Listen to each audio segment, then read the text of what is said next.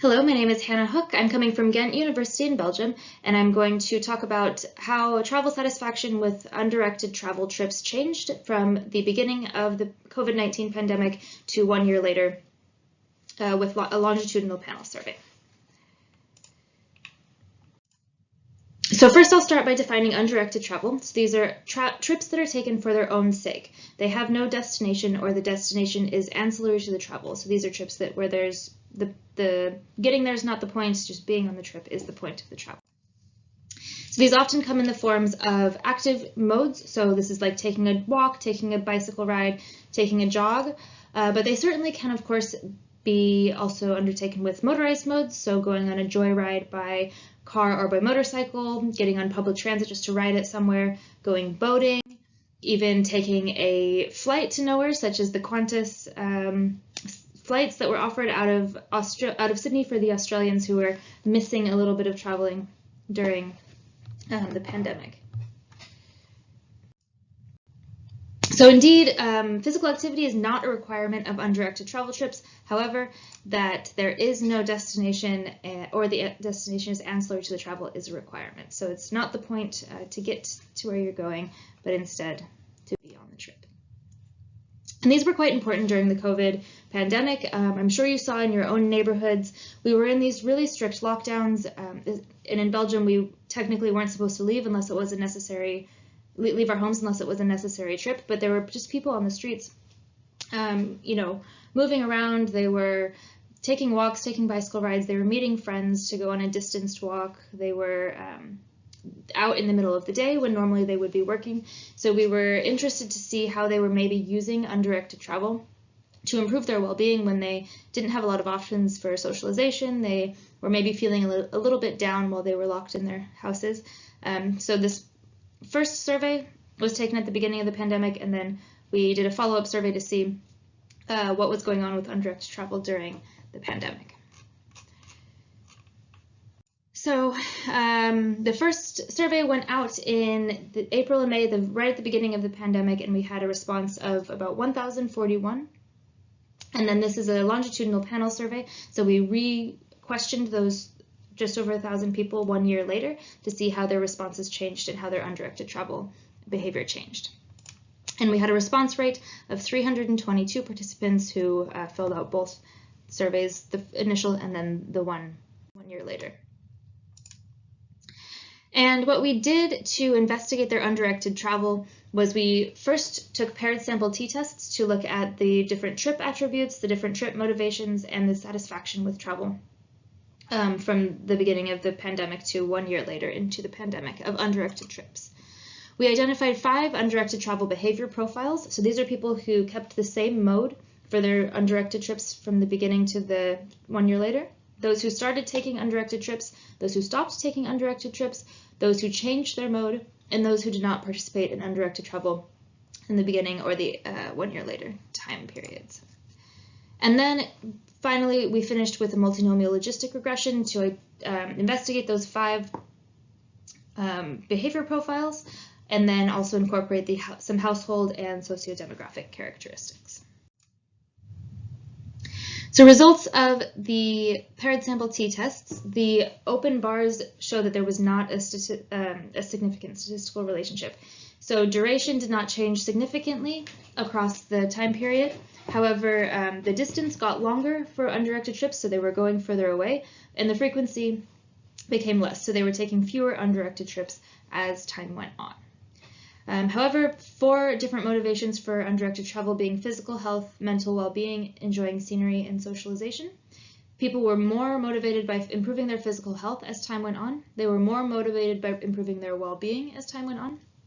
They weren't statistically more or less motivated by enjoying scenery, and they were less motivated by socializing. So this indicates that as perhaps restaurants reopened or people didn't really need to take undirected trips in order to see a friend or to see family members, they maybe relied less on undirected travel trips for socialization purposes, which actually makes a lot of sense. And then there were 2 satisfaction with travel variables, the emotion and the evaluation. So emotion is how they felt. So I felt happy, I felt sad, I was anxious, I was bored, I was excited, I was exhilarated. And then the evaluation is how they evaluate the trip. So it was the best trip I ever took, it was the worst trip I ever took. And both of those scales, undirected travel satisfaction increased from the beginning of the pandemic until 1 year into the pandemic. And this just quickly shows a visualization of how the undirected travel behavior profiles changed based on mode. So we used walkers, cyclers, those using other modes, and no undirected travel. And you can see, like, walk, for example, 162 people kept walking from the beginning to 1 year later. However, some people changed to cycling, some people changed to other modes, and then a kind of chunk of people stopped taking undirected trips from the beginning to 1 year into the pandemic. So there were the 5 behavior profiles that we identified, and 55% of respondents kept their same mode from the beginning to 1 year later. 8% of respondents started taking trips, so those are people who did not take them at the initial lockdown but did take them 1 year later. 19%, on the other hand, stopped taking undirected trips, so those who said that they were taking them at the beginning of the pandemic and then 1 year later were no longer taking undirected trips regularly. 12% of people changed the mode that they used, and then 6% of people did not participate in undirected travel from the beginning to 1 year later into the pandemic. So we looked at this with some t-tests, and this is really kind of huge and complicated, but the full sample is that bar on the left, the white bar, and then each undirected travel behavior profile is next to it to show a sort of comparison. And I won't talk about everything, but I will mention just a few kind of highlights that stick out. So regarding women, they were more likely to start undirected trips than the full sample, and they were also more likely to not participate in undirected trips than the full sample. Regarding young people, they were less likely to start taking undirected trips than the full sample. Regarding the kind of middle-aged group, the 41 to 55-year-olds, they were more likely to start taking undirected trips than the full sample or the other age groups. And then the oldest group, the 55 and above, they were most likely to not participate in undirected travel at all than the full sample and the other groups. Those who were employed or studying were not likely to not take undirected trips, so they were more likely to take undirected trips than the full sample. Regarding those who are in a lower income bracket of under $3,500 per month, they were more likely to start taking undirected trips, more likely to stop taking undirected trips, and more likely to not participate in undirected travel at all compared to the full sample. And then those who were university educated were less likely to start taking undirected trips, less likely to change their mode, and less likely to not participate in undirected travel at all compared to the full sample. And then as we get into the household characteristics of car access, bicycle access, having a balcony or terrace, a garden, living alone, or a small living space, those who had car access were likely to start taking undirected trips.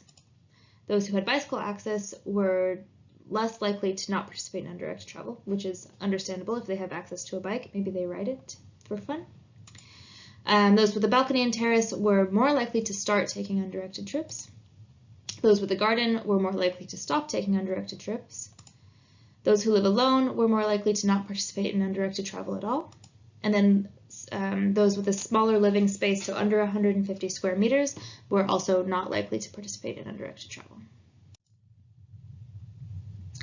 And then finally, we verified this with a multinomial logistic regression. So the reference category here was those who kept the same mode from the beginning to 1 year into the pandemic.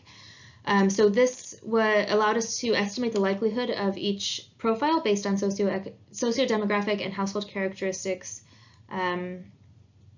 So again, those bars that are empty are non-significant relationships. So compared to those who kept the same mode, those who started undirected travel were less likely to be university educated, as you can see, and less likely to have bicycle access. Those who stopped undirected travel were more likely to have a household income under $350,000 per month, less likely to have bicycle access, and more likely to have a garden. Those who reported on a different mode, so that kind of darker gray color, were likely to be older and university educated. And those who did not participate in undirected travel at all, so that brown color, were more likely to be female. And then those, those not participating in undirected travel were also more likely to be older and less likely to have bicycle access. So in sum, we learned that satisfaction increased over the first year of the COVID-19 pandemic, and it remained specifically important to improving physical and mental health and well-being. This indicates that undirected travel remains important even when the pandemic restrictions loosen, and therefore it might be an important way that we can incorporate undirected travel to improve our well-being post-pandemic as things kind of return to normal as they have, and we can bear in mind incorporating undirected trips into our everyday life. 5 undirected travel behavior profiles were identified, so those who kept the same mode, those who started, those who stopped, those who changed, and those who did not participate in undirected travel. Participating in undirected travel was linked to being male, being middle-aged, being employed, having higher income and higher education, and then unsurprisingly, of course, it was linked to bicycle access. So finally, this means that a rediscovery of cycling might be a result of the pandemic for some people. So future research should aim to recognize distinctions between directed and undirected travel, because undirected travel is strongly and positively linked to travel utility, travel satisfaction, and well-being. Furthermore, the share of undirected travel compared to total travel or compared to travel to destinations remains unclear, and it should be analyzed in future studies. However, this research is important because it signifies that there are a number of equity issues that are associated with undirected travel, and those mirror those that are found normally in travel behavior research generally. So this requires consideration of how and for whom mobility systems are planned and implemented. So as travel behavior norms change, we're coming out of a pandemic, we are, we're in a climate crisis, and we have a lot of technological advancement coming alongside mobility.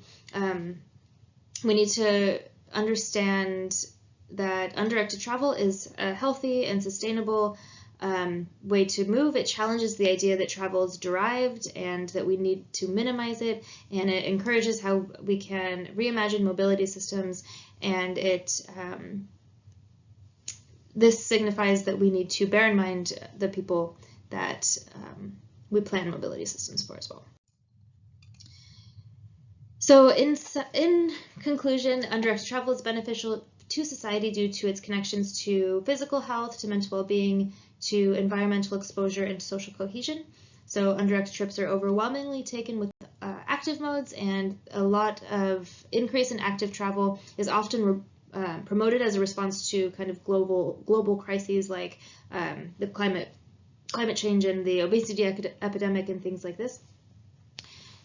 So we not only might be undervaluing the total share of undirected travel to total travel, but undirected trips might also compensate for a decrease in directed trips when people maybe stay at home and are working from home more often, or have less things to do outside. So if this indicates that perhaps mobility patterns are becoming more discretionary as we kind of shift into maybe a more teleworking norm, or teleshopping or telehealth, undirected trips might become more important, and so policy should prioritize undirected travel in ways that promote the positive utility of travel and keep it accessible. So this could be like building activity parks for additional exercise to improve walking and cycling paths. Redirecting traffic might make streets calmer and more relaxing for active travelers. We could improve green space to cultivate environmental exposure or maybe try to get some like street experiments or more anthropocentric infrastructure to encourage social cohesion. So societies that prioritize undirected travel might become more healthy, happier, more equitable, and more environmentally sustainable. I will quickly acknowledge my co-authors, Jonas de Vos, Veronique van Acker, and Frank Whitlocks. And thank you for your attention and your time, and I'm happy to take some questions now.